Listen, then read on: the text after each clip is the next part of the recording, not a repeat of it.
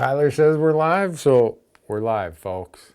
Episode 101 has to start with an apology. After such a great 100th episode, we do all this stuff, so many people are tuned in, and then I head to Idaho, and I forget to send the email for the 5 prizes we drew. Thank goodness Matthew is on the ball. He's like, hey, did you ever get in touch with those people for their prizes? It's like, oh man. I apologize, folks.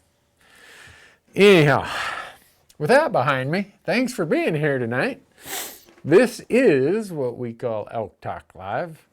I just got back from an Idaho archery elk hunt way out in the middle of nowhere. Still have that tag in my pocket.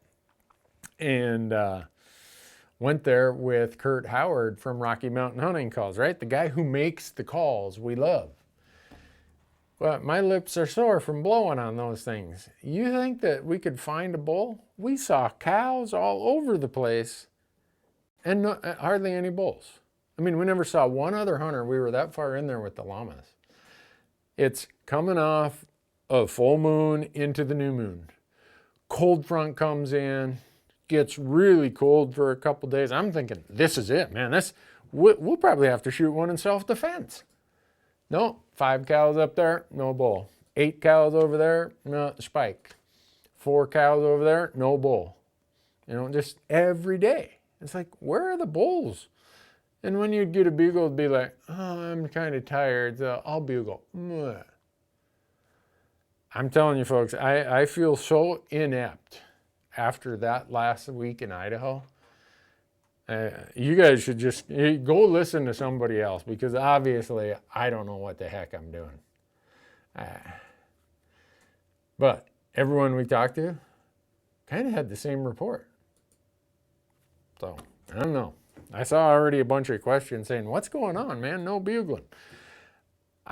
For me, they might have been bugling if there were bulls. There just weren't any bulls where all these cows were. So, I don't know. And then it got so smoky, we thought, well, it's big, big open mountains. We'll glass them. Well, you couldn't see.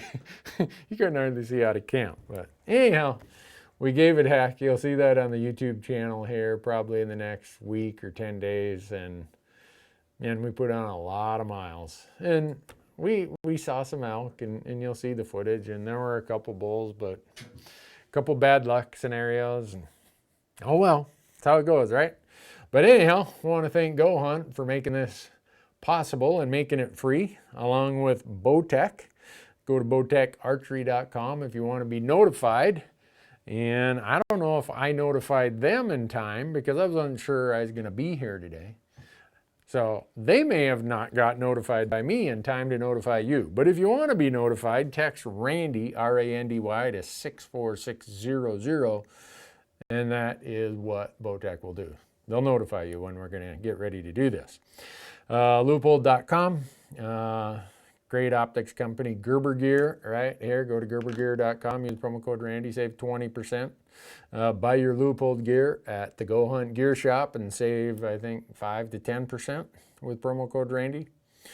Rocky Mountain Hunting Calls. Oh, I left them all in my truck. Didn't bring my bugle with me. Go there, save 15% when you use promo code Randy. Canatrek Boots is giving you a free pair of $75 hunting gaiters if you buy a pair of boots at canatrek.com and use promo code Randy. But there's a little trick to that. We posted it out there. I can't remember if you have to select your gaiter first and then your boot. I think that's how you got to do it. There's something in their system that if you do it in the wrong order, it doesn't recognize the promo code. And then Mystery Ranch backpacks, Tight Spot, Black Gold, Ripcord, all of those, you can go to gohunt.com in their gear shop. When you use promo code Randy, all of those you'll get 10% off. And then today we've got kind of a special thing. So Scott and April here in Montana have this coffee company. You've seen us drinking their coffee for the last year, and they're just the most wonderful small business people. You see them, and it's like this is America, man. These two are out to make it for themselves, and you just want to help.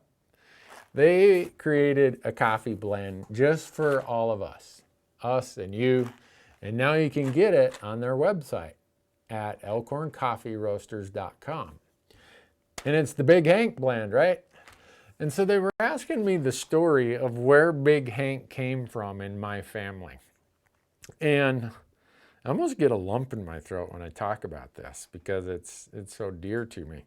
My Grandpa Newberg, his name was Carl Walter Newberg, but everyone called him Walt instead of Carl.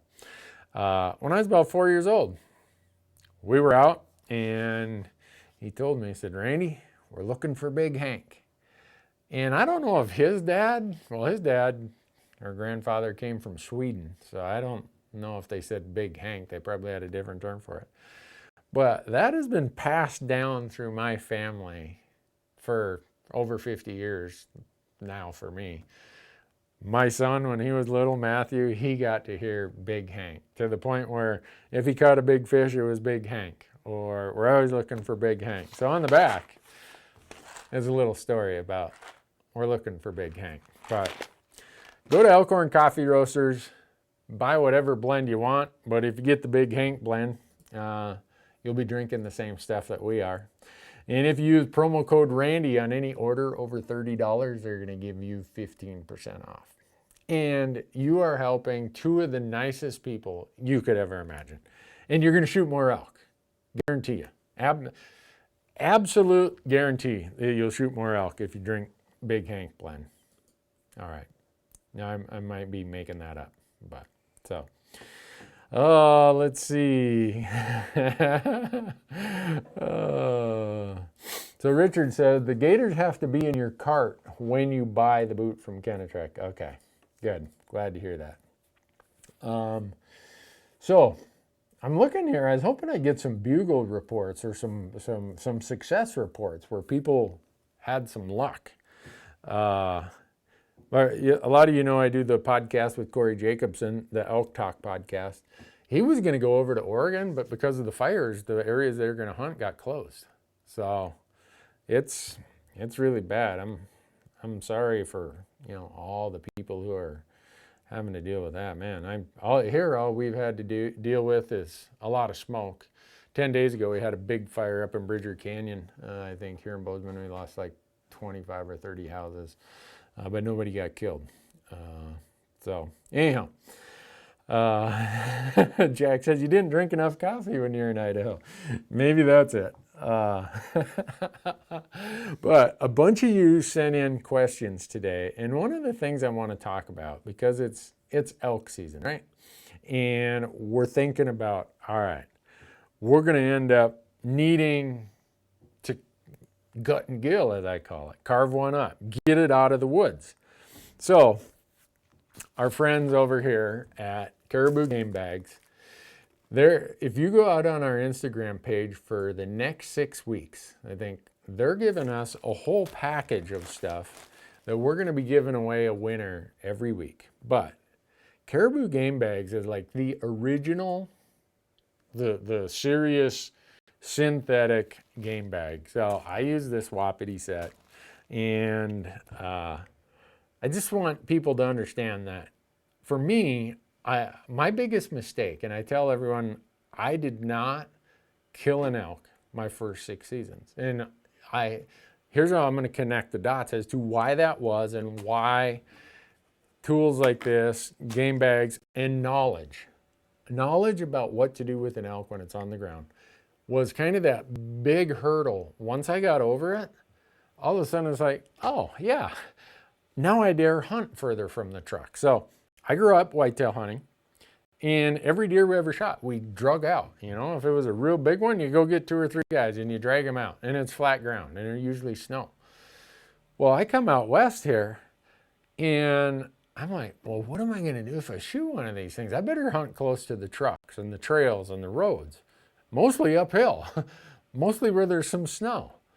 Well, because I didn't have the knowledge of how to do the gutless method, how to bone them out, how to quarter them, all that stuff, I focused on hunting areas that didn't have a lot of elk. Well, then Terry Swart, who used to own Budget Game Processing here in Bozeman, let me go out there, and he just showed me, here's how you break them down. You do the same thing whether they're laying on the ground or hanging up on my rails. And as I got more and more comfortable with the fact that, oh, it won't spoil, I can get it out in pieces. And I think that's how most people are if they're hunting closer to roads and trails. It's an ethics thing. They're worried about spoiling meat. So this information, all this stuff about having good tools like these Gerber knives, game bags, a kill kit, you know, here's these little things like this hunter's tarp. All this stuff is little bits and pieces that gives you the confidence to go way back wherever the elk are. Yeah, sometimes they're close to the road, but a lot of times they're not. So that's the kind of information for me that was super, super helpful to get me over that hump that, hey, I can go 3 miles in and I don't have to drag that elk 3 miles. Because let's face it, you're not dragging an elk 300 yards, let alone 3 miles. So someone's asking, how many game bags do I normally carry? Seth, in this Wapiti set here, I think it's got 5 in there. Yeah, it's got 5 game bags in here. This is the set I normally carry for elk hunting. They have a carnivore set that I usually carry for deer hunting, and then they have a big Magnum pack that if I'm in a base camp and there's going to be a bunch of us, or I'm hunting, day hunting not far from road or trail, sometimes I'll grab that Magnum pack. But let's see.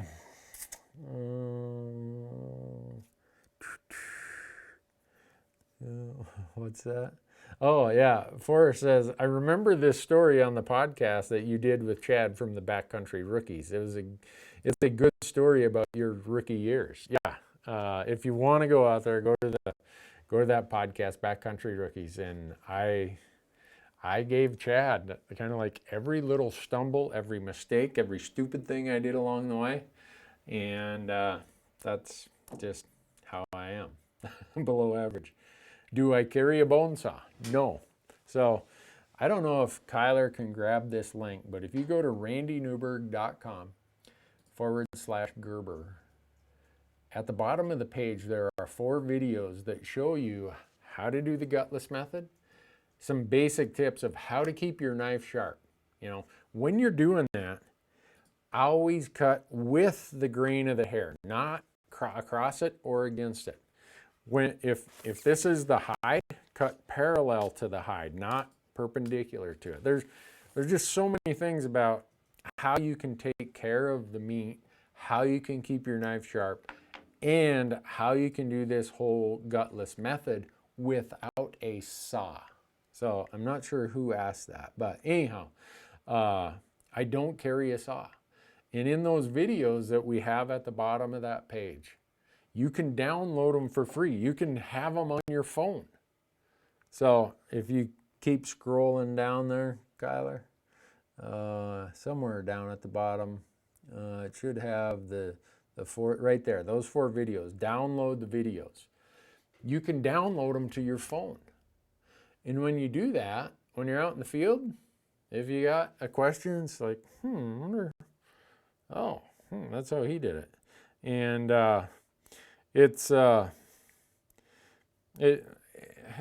then you'll see in there, I don't say you have to do it this way, because sometimes the elk is under a deadfall, or sometimes it's on a flat ground.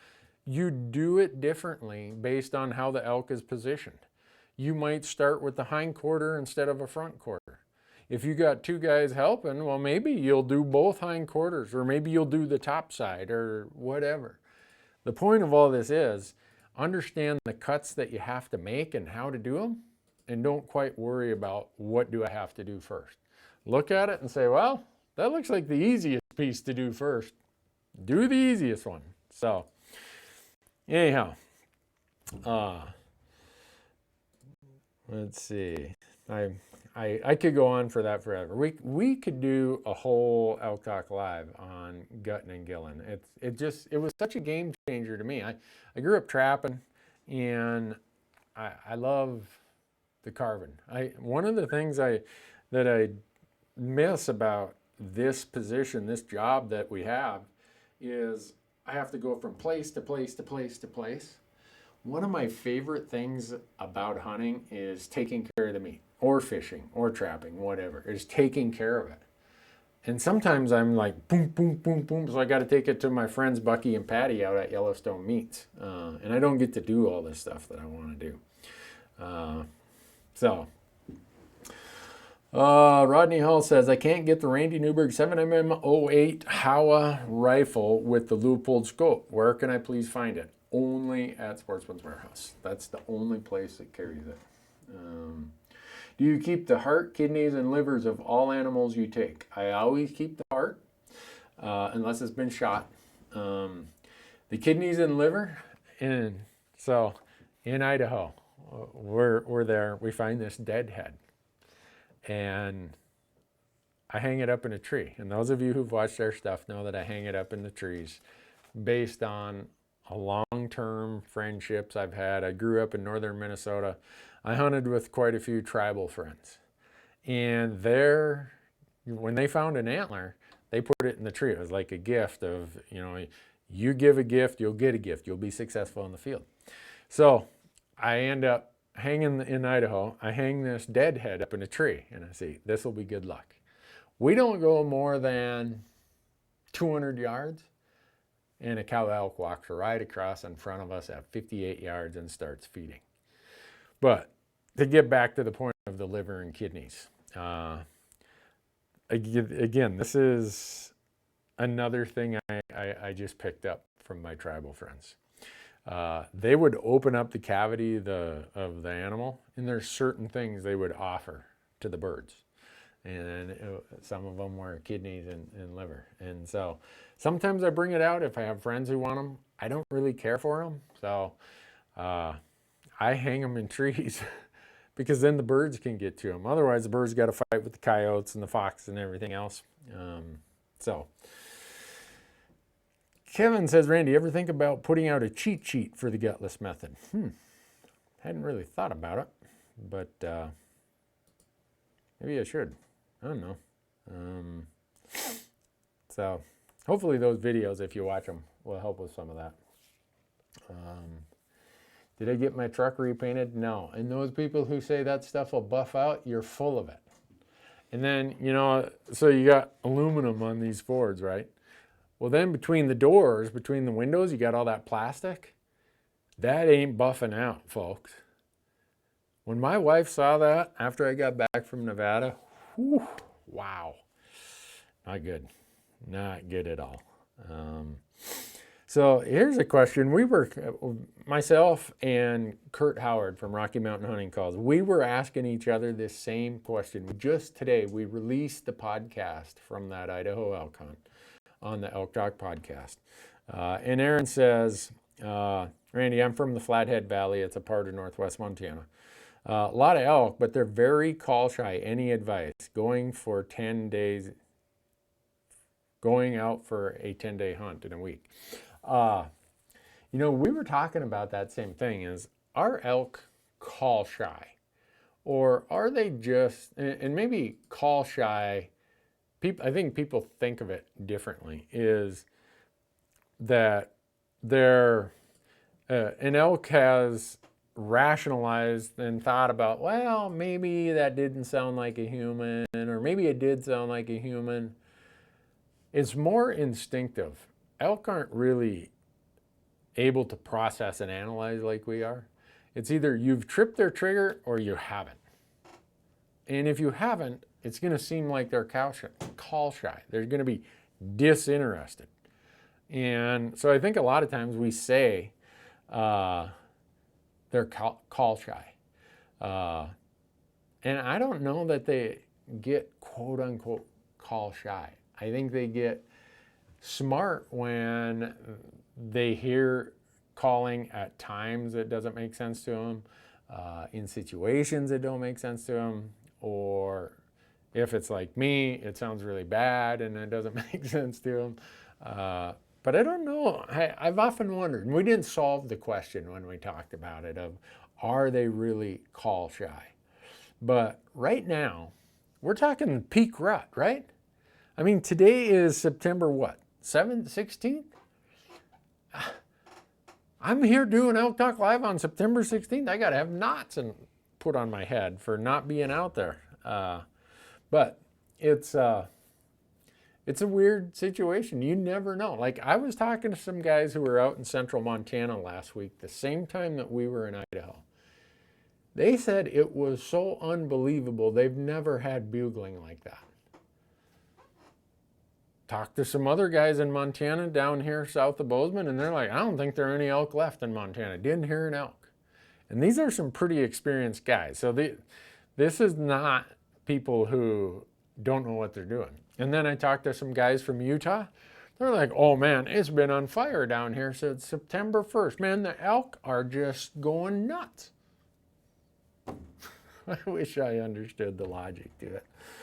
But, oh well, how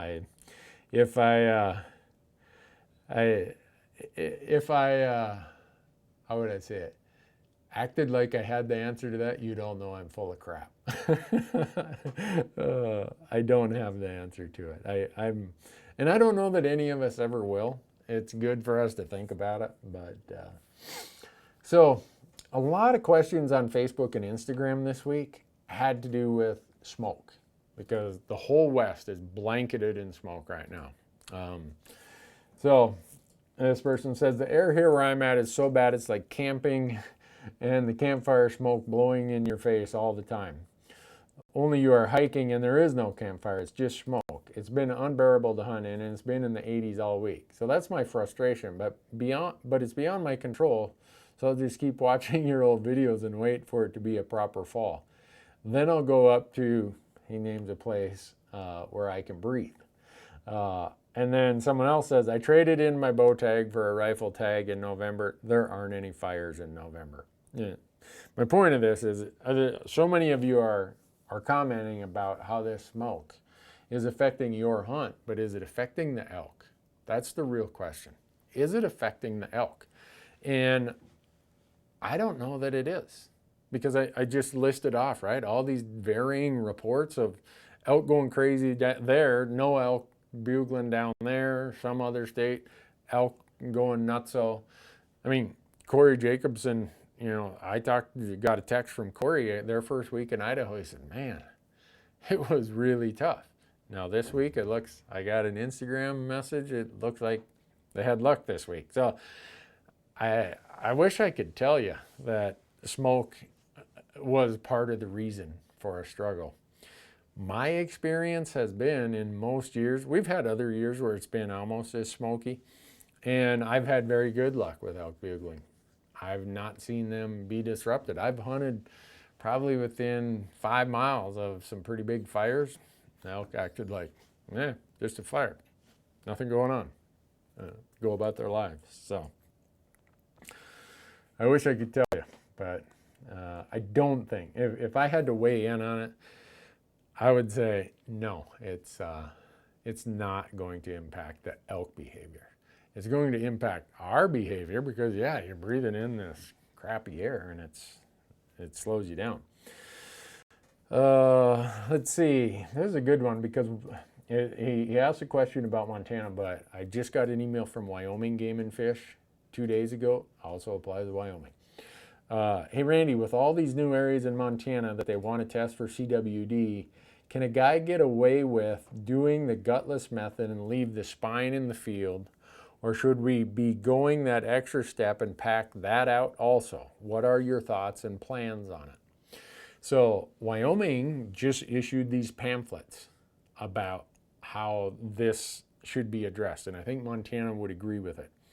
If you can, leave the spine, the brain matter, anything around the head, leave it at the spot of the kill. Because if you think about, if you take the spine out, and that's the place where it's most known to have these prions that carry CWD, and you bring it home from one part of your state to another part, you maybe have transported CWD an extra 300 miles or 200 miles or 500 miles, depending on how big of your state. Or you bring it home and you go dispose of it in the landfill.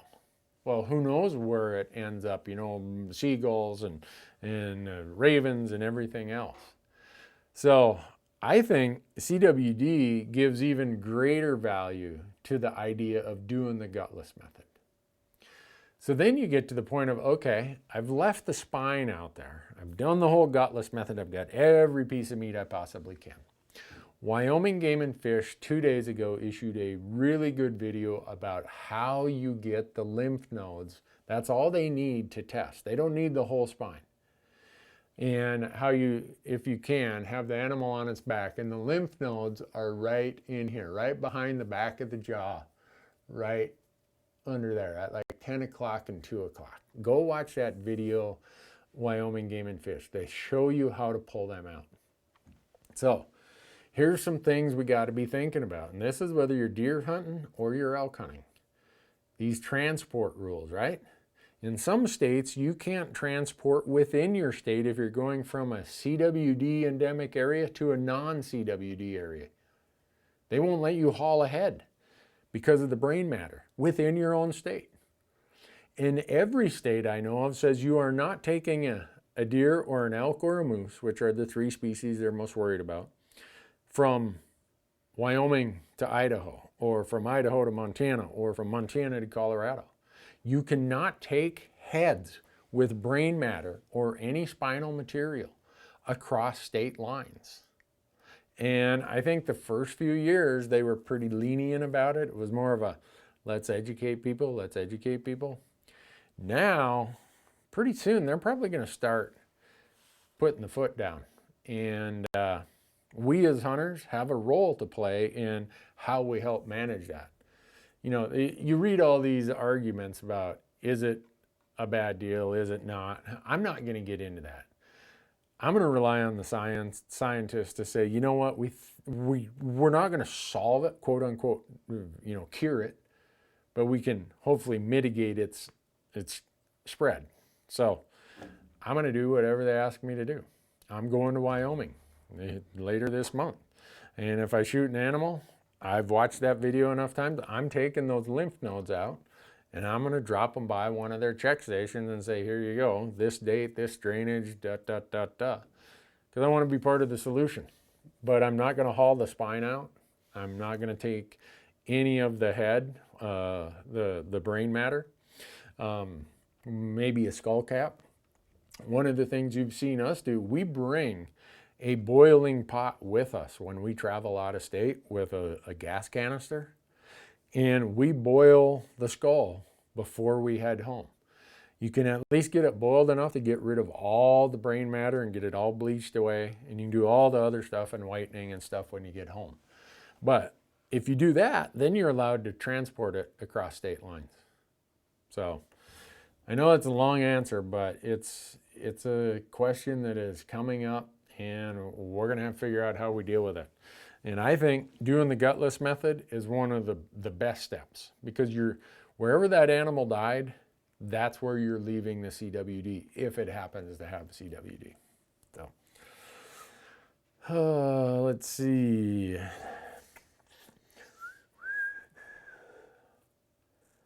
Oh, here's another smoke question.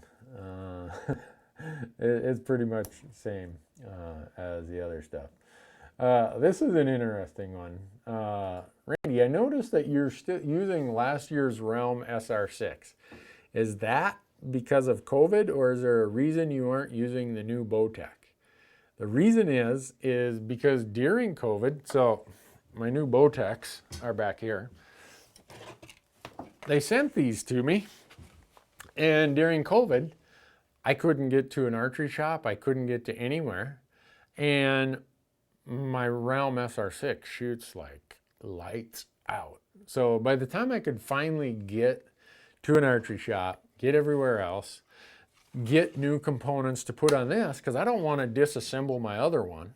I want new components on this, and that one will be my backup bow. It was late July. Well, I have an archery tag in Nevada let's see, August 10th, I think it was. And by the time you shoot enough arrows, you get a little bit of string stretch after a couple hundred arrows, and you go back and you check your timing and everything. There's some tweaking you got to do. And I just said, you know what?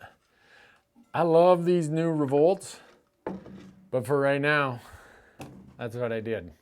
So it is kind of COVID related, but not by choice. Hopefully that answers that question.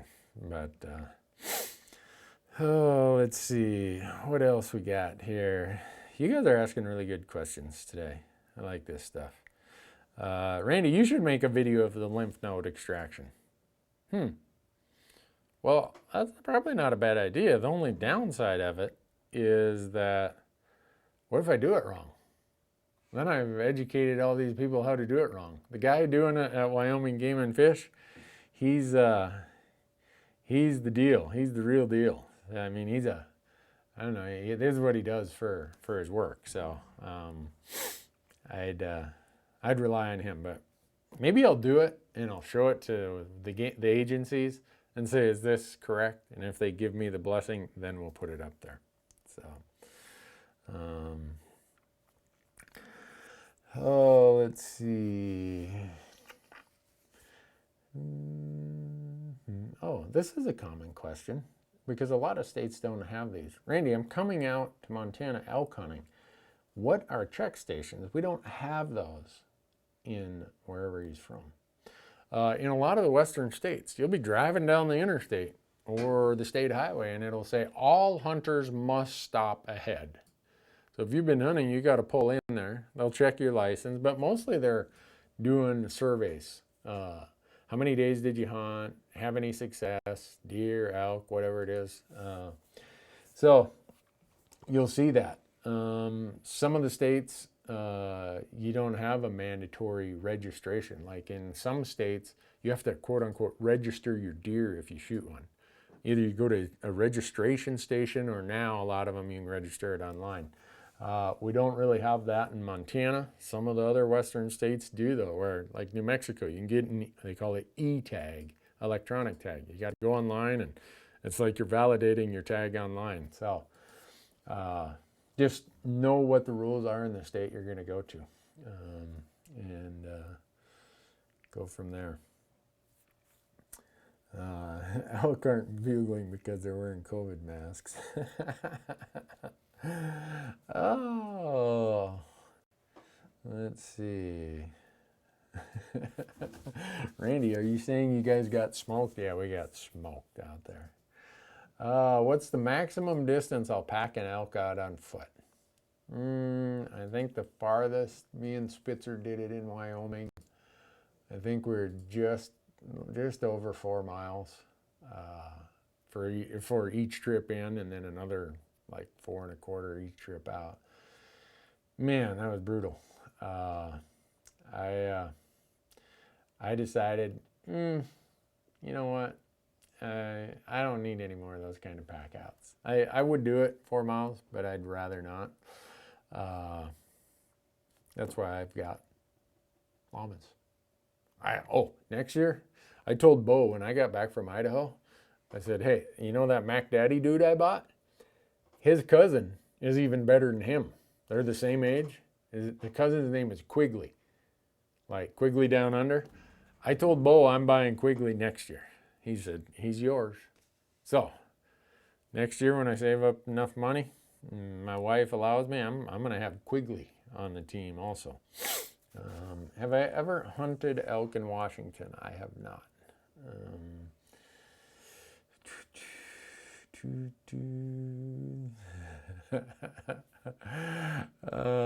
Yeah, there we go. So we got Brandon Johnson saying there isn't a certain distance to haul out if you are a real hunter. Well, knock yourself out, Brandon. You can get after it. So a bunch of people are asking, how is Beau doing? I saw him Sunday. I saw him the week before that. And he and I and Lorenzo from Gohunt, the three of us have the same deer tag in Wyoming. And then I have an elk tag after that. And since Beau started his experimental treatments in July, his marker was, I'm going to get through enough of these treatments that I'm going with you guys on that deer hunt. And he texted me today and said, hey, I got a doctor's letter that says I can go. So he's really wore down from all these treatments, but he is just determined that he's going. And Lorenzo and I, we said, you know what? If that's what you want to do, man, we're going to make it happen for you. We'll go as slow. Beau, slow for Beau is probably medium or fast for me. So, but I'm really, really excited to get a chance to go in with him. And we're going to take it easy. We're going to go at whatever pace Beau can do. When you're fighting cancer, I can't put myself in Beau's shoes, but I'm pretty sure that it means a lot to him to be able to go and do something that is quote unquote normal. And whatever I can do and whatever Lorenzo can do that we can be a part of helping, that's way more exciting than any deer I might shoot in Wyoming, any elk I might shoot in Wyoming. It'll be fun if we can pull it off. So let's see. Why is everybody asking about the Ford Nissan deal? I thought we'd talked about that many times before. All right, Randy, the winter storm hit all of the Midwest early this year, causing some crazy changes in elk behavior. The dryness in all of these states has been a big issue as well. What is your experience and changes in tactics you take during both of those situations? Well, when early weather hits, it depends on, is it just one storm and it's gone and then warms back up? Elk have acclimated to that happening every year. That doesn't really affect them. Now, last year in Montana and eastern Idaho and western Wyoming, we got a serious blizzard opening weekend, the last week of October. I mean, like tons of snow, and it got down below zero. That gets the attention of the elk. So those elk that have been up there at 9,000 feet at the top of the transition range, they were up here, they're now in the middle of the transition range, and the cows are down towards the bottom of the transition range. So it will change their behavior if it's a sustained cold snap with a lot of snow. Now, a really dry year like this, you're going to have elk in congregated areas. And that's one of the things in Idaho last week. We had springs coming out everywhere. I thought, as dry as this year is, this is the spot. Well, there are plenty of cows there, like cow elk and some moo cows. I don't know where the bulls were, but normally I would expect that in a dry year, the elk aren't evenly dispersed across the landscape. They're going to be in pockets. And that pocket is where water is. And where water is, there's usually bands of greenness that is a bit better food. So I changed my tactics based on that, but you wouldn't know it based given the results that I had last week in Idaho. So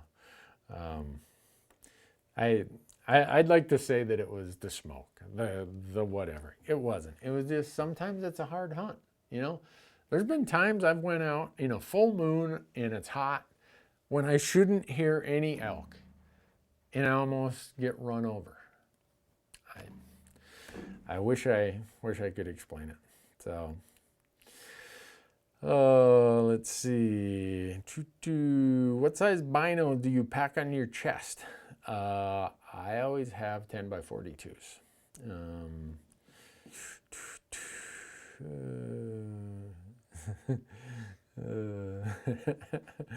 Someone wants to, I should let Matthew answer this question. Somebody says, hey, Randy, this is a Matthew question. Is he a part of your business or does he have a different avocation? Well, he's on the other side of the computer right now out in Oregon helping Kyler. So yeah, he is a big part of this business. He's been a part of it since 2005, an unpaid part of it. So yeah, he's got to have a day job. He's whatever a consultant does, that's what he does as his day job. But I am really thankful because he has been a big help in everything we've done here.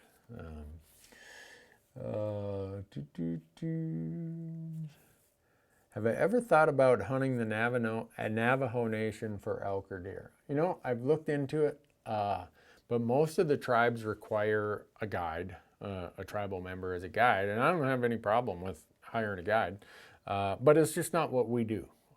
We try. I mean, there's been a couple exceptions, right? You saw me go to Alaska on a sheep hunt and British Columbia for a moose caribou hunt. But we do self-guided hunting. That's what it says right up here. To promote self-guided public land hunting and create advocates for that cause. So someday maybe I'll go hunt some of the tribal lands. But for right now, is what we do. Like the other day, I got a really kind invite to go to Mexico and hunt big mule deer. I'm like, oh man, that doesn't fit our gig. So thanks, but I'm gonna have to pass.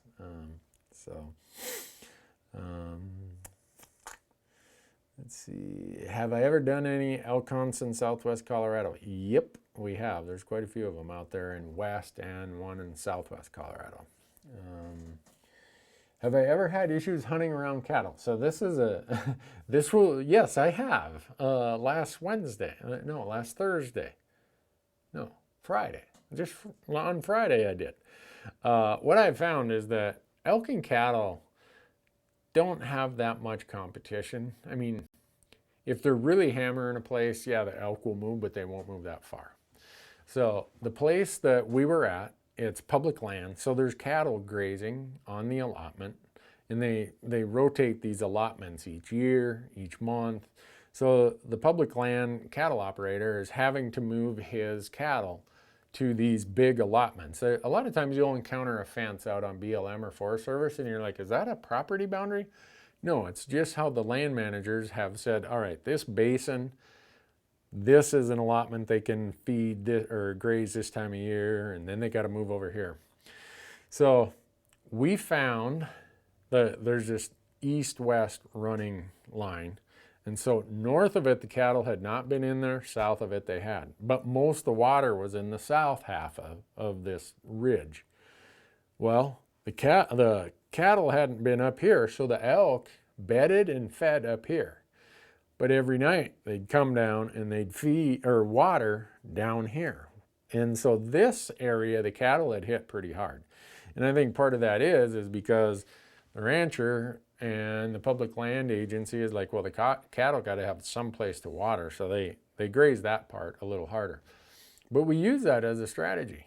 Every day we hiked up these really tall ridges to get over the other side of the allotment fence because we knew we'd see more elk there, and we did. All the time. We saw way more elk there. So does it affect it? Maybe slightly, but it's not like it blows them out of the whole area. And you can kind of use it to your benefit of saying, all right, if this place is heavily grazed and there's normally elk here, they're not far away, I can sort of write off this stuff that's grazed and know I'll go look over here. And that's what we did. And then the one morning, last Friday morning, at camp, we can hear an elk bugling down the creek. And we're like, that can't be another hunter. That's a real deal. So we start easing down there. So we know we got a downhill thermal. So we stay up on this side because we know the elk are on the other side. So if we're going this way, you're south, I'm north. We're going like this, creek in the bottom, big sage hillsides, some little aspen ribbons. We know the elk is on this side. So we're staying here because we can feel the wind is going downhill and around, kind of across this way. So it's like 90 degrees. And we get there, I range it at 600 yards. All of a sudden we see this nice 6-point bull. He comes walking out of the creek bottom, all full of mud. He's got 8 cows with him. Finally, we found a herd of cows that has a bull that wants to bugle. Well, wouldn't you know, up just over the ridge from us, here comes the rancher on his horse with 3 of his cattle dogs rounding up the last of his cows. Well, these elk see the rancher on his horse and his 3 dogs, and they're like, shoom. They took off, and we followed them and never did catch up to them again. So, yeah, in that case, it certainly affected it. But now domestic sheep, this is just my anecdotal, my personal experiences, is that domestic sheep will definitely displace deer and elk way more than domestic cattle will. Let's see. Can I explain thermals? Mark asked that. We have a video out there on our YouTube channel. Just go out there and search the channel for thermals, and it'll pop up. We've done that. I don't know how many times we've shared that video. It's getting a lot of play, so let's see. How much are pack llamas? Depends on if you want good ones or bad ones. If you want bows, I think they're going to be pretty expensive. Let's see. Randy, late season New Mexico in the Gila. After scouting sanctuary, does quality of water matter? Like running fresh water over standing water in a tank? My experience is it doesn't. Elk will drink some really, really skanky, rotten, bad stuff. So I haven't seen that it really will. But you know, someone might have a study somewhere where it does make a difference. So let's see. Andrew says, hey Randy, I'm using your e-scouting tips to plan a post-rut late season elk hunt in central Montana. You want to come with? I'm doing the same thing. So maybe I'll see you out there. I have a tag for central Montana this year, but unfortunately I've got such a narrow window to hunt it. It's like, oh man, I wish it was different. But I guess that's a good problem to have. So let me see, where are trying to grab some of what I do is I try to grab some from Instagram, some from Facebook, some from YouTube, some from everywhere. So I,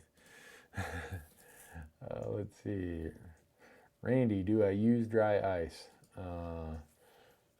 Not much. I have, but I don't use it that often. Randy, how's the Gohunt mobile app coming? Any features you can talk about? I can't talk about any of the features. We've been beta testing it now since, let's see, they came out with the desktop version in early August. We've been beta testing on here. And these guys at Gohunt, when they told me what they wanted to do with this, I'm like, man, if you can pull that off. One, I don't know that it's ever been done. Well, I know it's not been done, some of the things they're trying to do.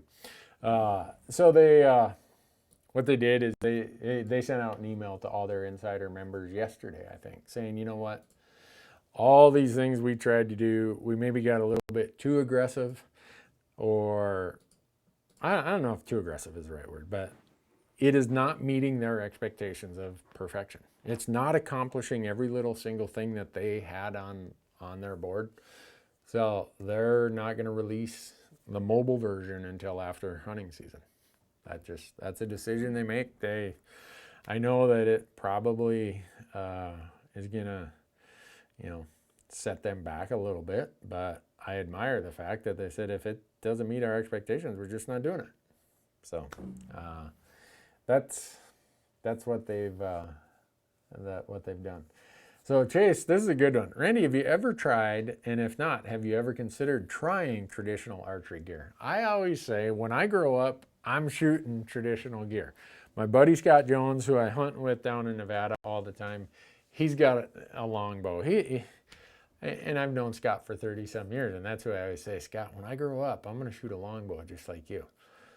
But I'm at the point in my life where the odds are I'm probably never going to grow up.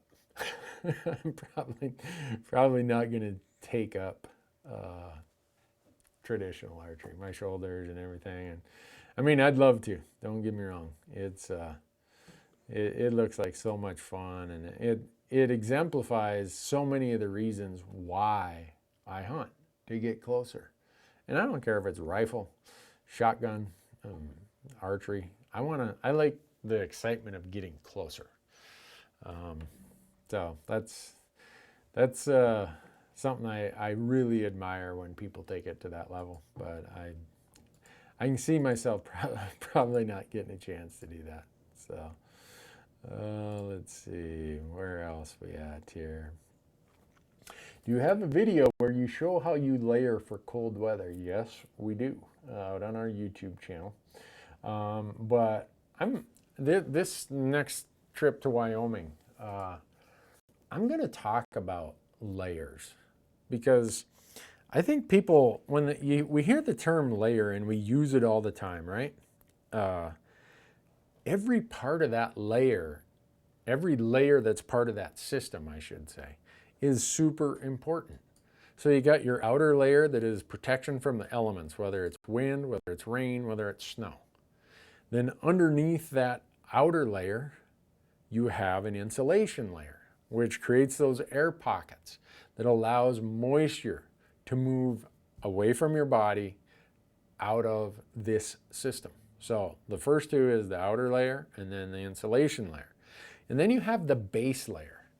And I think I'm going to talk more about base layers when I'm down in Wyoming, just because a lot of people get a good part of a system together and then they wear a cotton base layer, or they wear a base layer that maybe isn't adequate or the proper application for the type of hunting they're doing. Like I was in Wyoming or in Idaho last week. I knew it was 8-10 mile days. I knew it was going to be warm during the day, and I knew I wasn't going to be able to shower while I was out there. So I use merino wool in a situation like that. It works well. I mean, you get sweaty. It manages stink, for lack of a better way to say it. And when you're doing it day after day, you realize how much better merino is in that situation compared to a synthetic. Now, when it gets colder, I don't like how long it takes merino to dry out when I get sweated up. Whereas the synthetic base layers, they might not handle smell as well, but they transfer moisture really quickly. So I'm hiking up a hill in November. I'm getting all sweated trying to get to my glassing spot.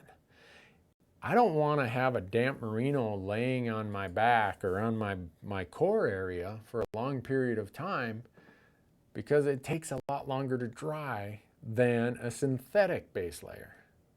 So base layers are really important based on your application, your activity level, the environmental conditions. So we've done that in videos out on our channel.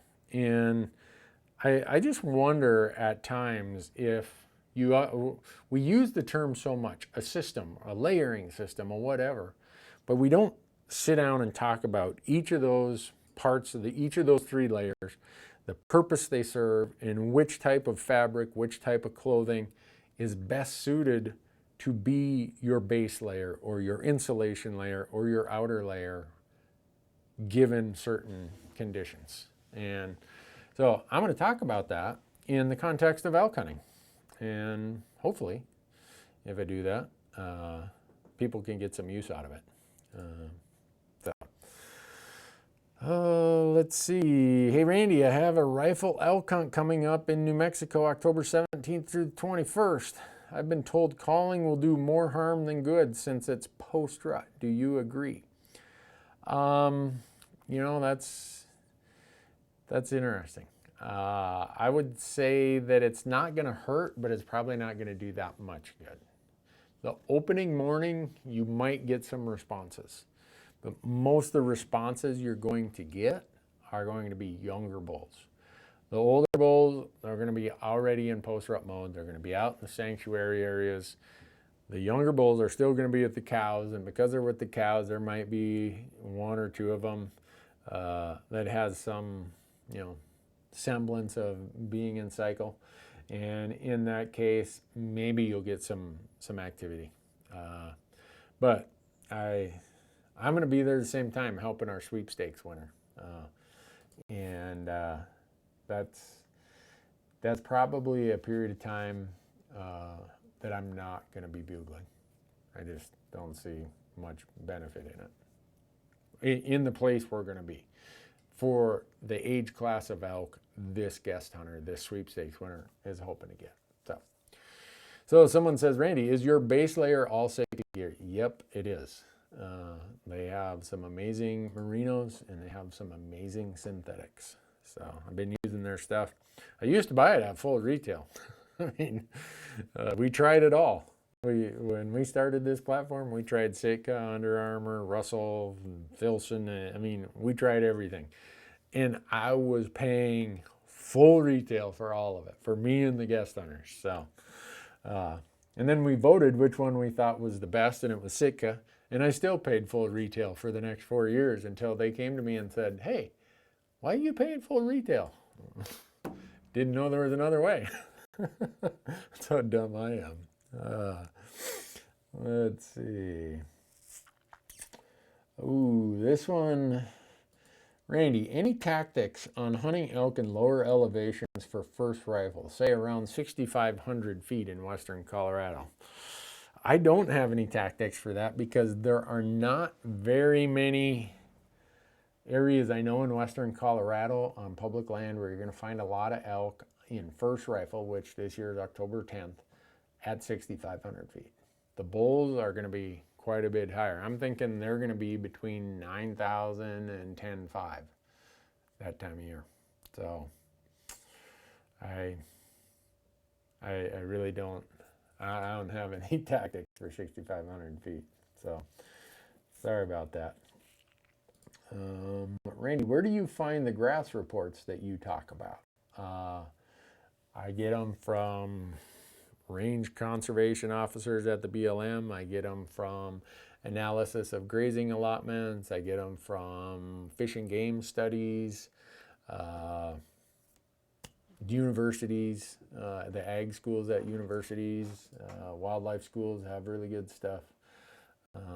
There's some really good things out there, but make sure it's applicable to the grass or the vegetation in the area you are hunting. Because if you read a study that was done here around Bozeman, Montana, it's going to be completely inapplicable if you're hunting around Williams, Arizona or Cortez, Colorado.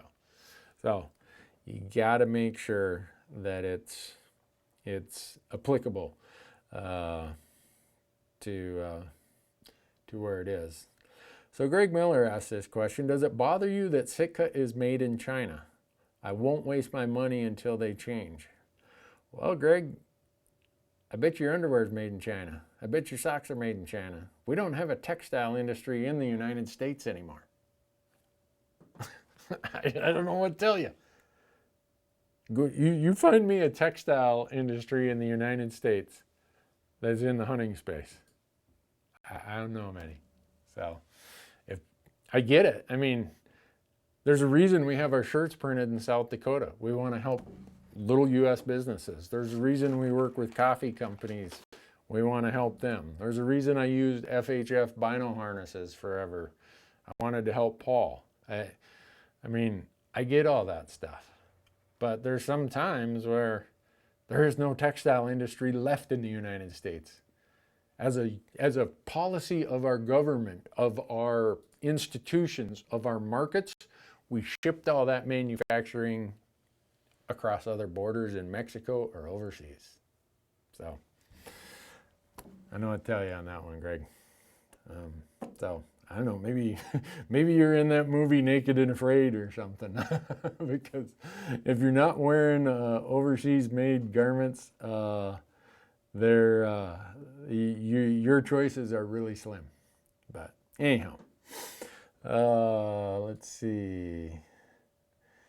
My first time out west, is the smoke bad there? Yeah, really bad.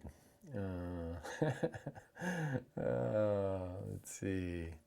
What is the best type of grass? That depends. Like I was saying earlier, there is no best type of grass across the entire range of elk.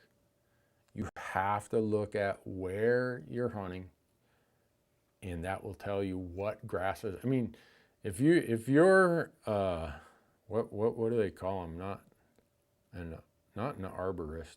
I'm trying to remember what a grass specialist is. Anyhow, they know every little different type of grass known to man. You know, bromes and grama grasses and and all this stuff. They all have a different application and a different a different place where they prefer, and that becomes endemic to elk in western Colorado compared to northern Wyoming, compared to northeast Nevada. So, Randy, any issues with doing the gutless method in warm areas like Arizona? Should we gut them and get that meat cooling as quick as possible? Nope, not at all. Get the meat off that big carcass. Get that big mass is what generates all that heat, and then you got all that bacteria in the stomach. Well, you've got bone structure, other stuff that separates that. Just get the meat off there, get it hanging. By the time you do all the gut and everything else, you've still got a whole big mass here that's going to have a lot of hide on it. Just the gutless method is usually much easier, and you're going to cool it off plenty good. So, let's see. All right, this is always a hard one. Randy, in what order of priority would you give these items when determining where to put your money for Western hunting? Boots, glass, rifle, ammo, etc. Well, that is so hard. I would say depends on what type of hunting you do. If you're an archery hunter, you probably don't need a spotting scope, so that would move optics further down the list. Now, if you're someone who does a lot of backpack hunting, not just, day hunting, then you might say my boots and my backpack. Dang, I wish I could put an absolute answer on that one, but it depends. So, let's see. What do I think of cow tags? It seems like since implementing it here in Utah, herds are way down. I leave that up to the game managers. Like where we were in Idaho last week, it was any elk. If I would have saw a cow, I'd have shot a cow. And I trust that the managers believe that there can be a harvest of cows without hurting the resource. So I don't really have an opinion on it other than if politics starts entering the equation, that it's so heavily based on politics that the science gets moved aside, the game management gets moved aside, then I have an opinion that I don't like that. But otherwise, if cows are legal and available, I say go for it. Let's see. Randy, I hunted an area the last 2 weekends. This is a very common question, and one I encounter too. And I haven't seen or heard an elk. Should I switch areas for this weekend? I probably would. If I gave it 4 days already, I'd be checking out some other places.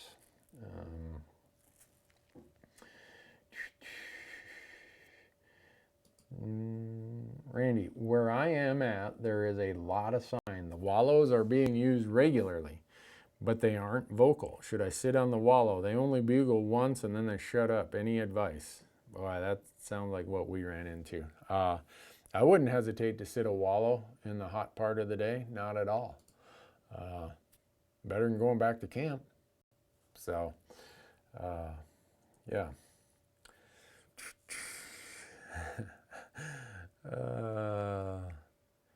Let's see.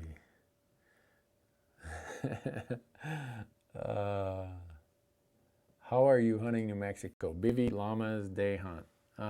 Still haven't decided that. It's either going to be a bivvy or a llama hunt, I think. That's what it's looking like anyhow. Let's go grab some more Facebook ones. Randy, I ran into your crew in Alaska. They look well fed and having fun. Yeah, I think you are right. So I don't know what's going on with these guys. Marcus and his wife Kara and Michael are up there for Marcus's moose tag. Well, they get up there and I get their receipts for hundreds of dollars of dehydrated foods they're supposedly taking with them. Well, they must have left it all at home because they go to Fairbanks. They wheel up to the grocery store. First of all, it's $1,800 a week to rent a 4x4, a four-wheel drive in Alaska. Found that out the hard way. And they fill it full of groceries. I'm like, what the?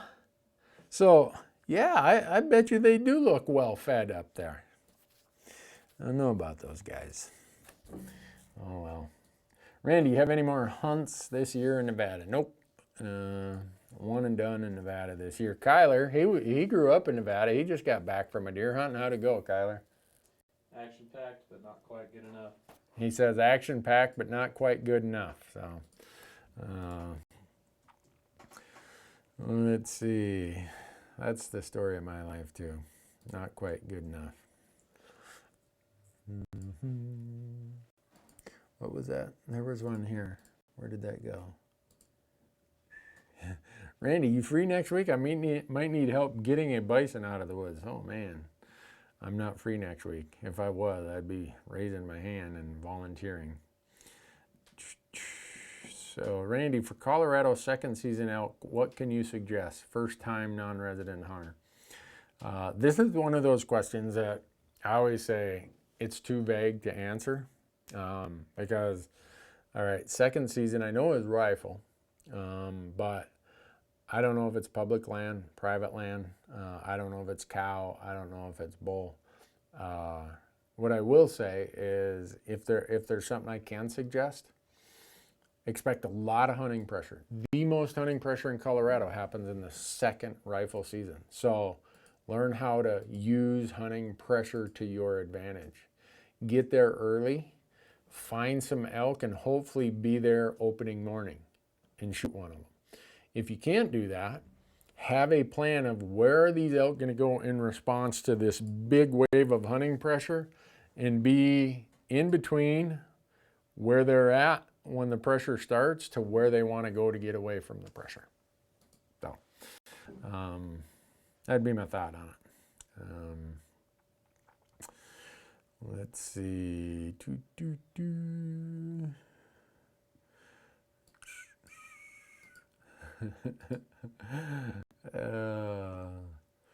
Randy, what's been the most pleasant surprise about the llamas? For elk hunting, how much they can carry. I would have never dreamed they could carry that much. That's been a big surprise. Good llamas, like highly trained, muscled up pack llamas. So,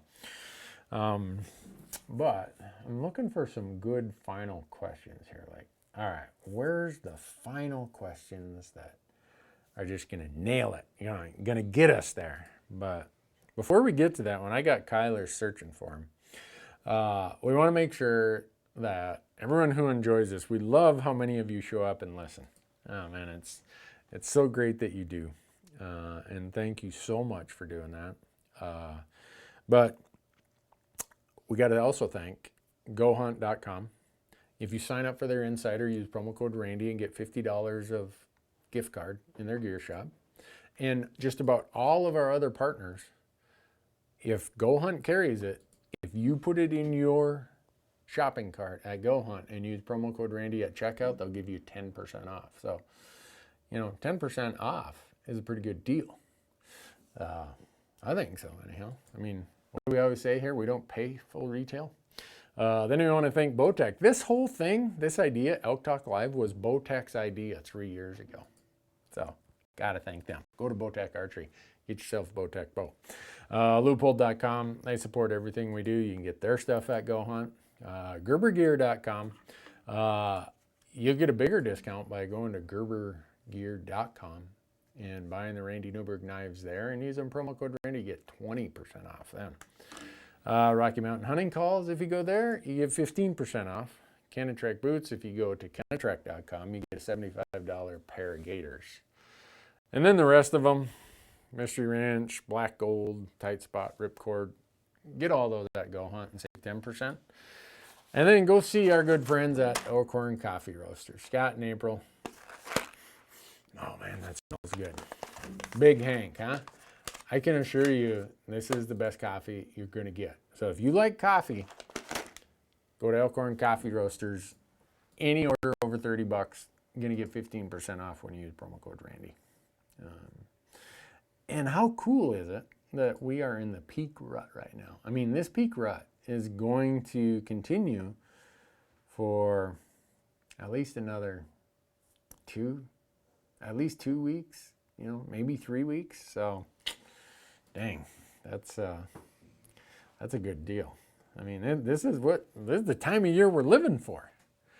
So, and then if you want to put together a really good kill kit, we're doing a video on this, and they're going to be giving away some stuff. Go to caribougear.com. Great game bags, hunters, tarps. They got all kinds of stuff out there now. But all these people are the ones who make it possible for us to do this every night or every week when we're in town. All right, did you find that best question yet, Kyler? No, he's still looking. I don't know, maybe I'm gonna have to fire him. Can't fire him, he bailed me out the other day. He earned some brownie points the other day, he knows it, so he's kind of slacking today. Let's see, no, all those ones we've already answered.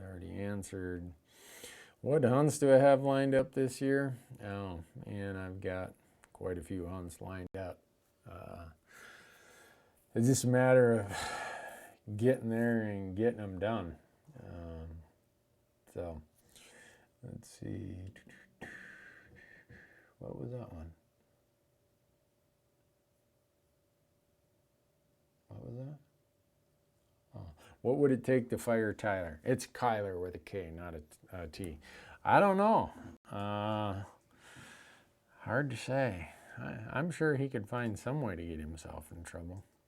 My brother and I called in an elk to 40 yards but weren't able to get a good shot. Will the same calls work on bringing in the same bull? I think it will if they didn't smell you. If they smelled you, they might be like, I'm not real sure about this guy or this setup or this situation. I'd try it though. I mean, if it worked once, heck, might work again. Let's see. So Scott says, you've convinced, this is a good question. You've convinced me that I can hunt further in the backcountry. Now, how do you manage your tag while packing it out?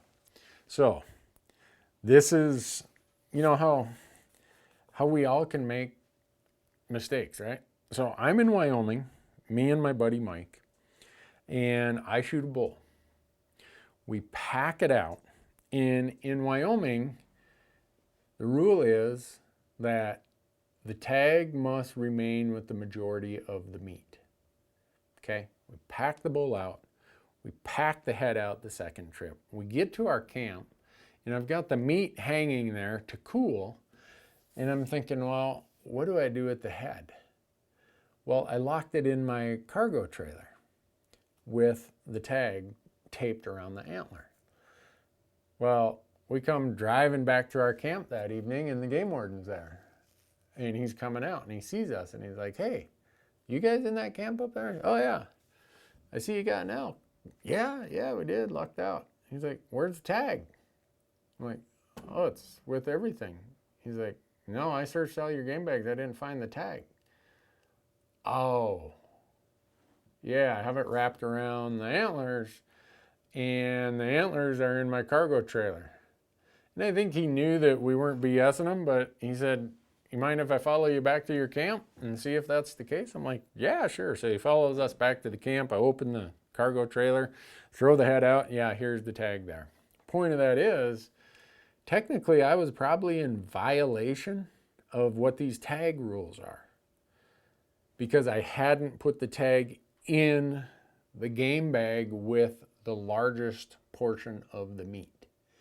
And that always gets into this complication of when you're packing them out. Okay, I can't get it all out in one trip. Sometimes I can only get some out today and some out tomorrow. So I got one tag. I put it in this pack of meat that I pack out on my first load, and I drop that. Well, now what do? The majority of the meat is up on the mountain. Only 1/4 is here at camp. Do I pull the tag out of that bag and carry it with me up to the mountain? Good question. I ask wardens this a lot of times, and they're usually like, you know what? If you have it with the meat, no one's going to bother you. But I wouldn't take that for reality, because here in Montana 4 or 5 years ago, a guy shot an elk. If I remember right, something, he was taking pictures and stuff and gutting and gilling. And the Montana law says immediately upon reaching the elk, you're supposed to notch your tag. And somehow they realized that he didn't do this, and they confiscated his elk. Something to that effect. It was a very controversial event here in Montana. What it got me to thinking is, man, I need to really get this stuff dialed in. But that question right there that you asked, every time we're packing out an elk, we end up in this debate. What do we do? Well, one of the ways that we've solved it is with llamas, we can bring the whole thing out. So we've got the tag with all the meat. But when you're shuttling loads, what do you do with the tag? You keep it with the head. Okay? You get back to camp and you got a head laying there with no tag on it. Someone's like, what's this guy up to, man? He's shooting them, bringing the heads out, and okay, you leave a bunch of meat or a head hanging out in the woods, and some guy comes by, he's like, no tag, because you took it with the first load back to camp. You know, now someone's thinking you're up to no good there. Doing this backpack hunting stuff and having to take it in multiple loads, it creates a complication. And a couple guys have chimed in here about the Montana thing that I'd mentioned. And some said they wrote him a ticket, and someone says they have changed the immediate tag rule in Montana. So someone chimes in here, you can keep the tag on your person during transportation in Wyoming. That's good to know.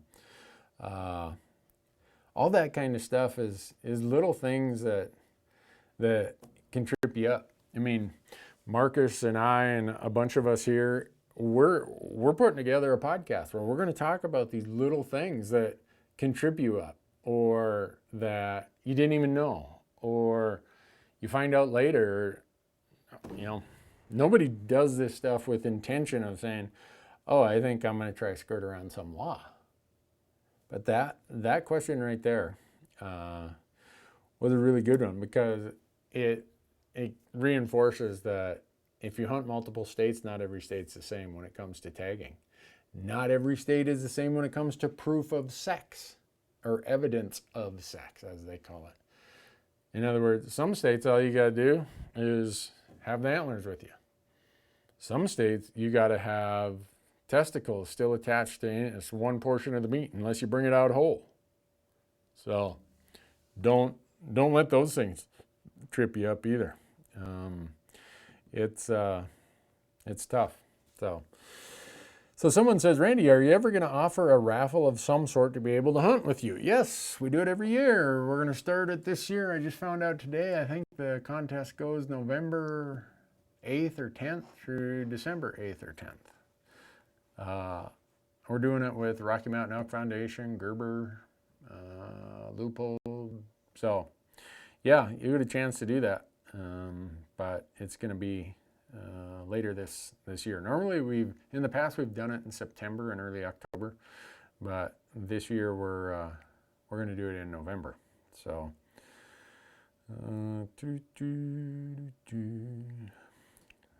we just did a video on this, Stephen. What size Mystery Ranch is your go-to pack for elk hunting? It's two options. It's either going to be my Metcalf, which I'm a habitual user of, or it's going to be my Beartooth 80. And I did a video yesterday. It's going to get edited and it's going to be on our YouTube channel in about 2 weeks. They're both great elk packs. Which one would I use for certain situations? Last week in Idaho, it was a no-brainer. I'm using my Metcalf. I don't have to carry a spotter or a tripod. I don't have to carry extra layers of clothing. So the 4,300 cubic inches that I can get out of a Metcalf, more than sufficient. Now later in the season, I start carrying a spotter, start carrying tripod, I start carrying extra layers of insulation, clothing, spare socks, warm stuff in case it really gets brutal. Well, there I like that. I think it's 51 to 5,200 cubic inches of the Beartooth 80. They're both excellent elk hunting packs. It's just a matter of how you hunt, what your style is, what kind of hunt you're going to be on, and that sort of drives the train on that. So anyhow, I think that's it. I really appreciate all you being here for episode number 101. I know I won't be home in time. What's today? Today's Wednesday the 16th. Boy, if we fill all of our tags in Wyoming before next Wednesday, that'd be great. I'd love to be home on the 23rd. Maybe we will do it next week. I don't know, but I'm just not that good of a hunter that I'm going to be able to fill tags that quickly. So, but appreciate y'all being here. Remember all these companies that make that possible. Elkhorn Coffee Roasters. Go there, get you some Big Hank. Go hunting, most of all. Most importantly, go hunting. You know what? I was off the grid all week last week. For 7 days, I had no computer, no cell service, nothing. And you talk about a great week. No political ads, nobody complaining on Facebook, none of this, none of that.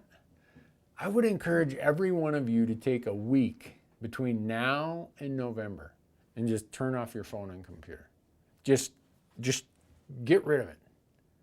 You will have as my grandpa used to say, you'd have a smile like a ripple on a slop pail. You would be having that much of a good day. And if you want to go listen to a song that's kind of my theme song, I played it for my wife this morning because she was like, man, you're just having a great day today. I'm like, every day's a great day. Hank Williams Jr. wrote a song back in the 80s called I'm for Love.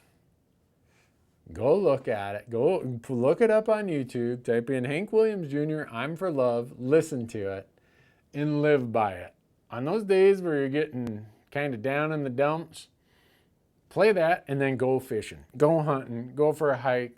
Take your spouse. Do something and have fun. Go elk hunting. 'Tis the season. It's peak rut. Go do it. Thanks for watching.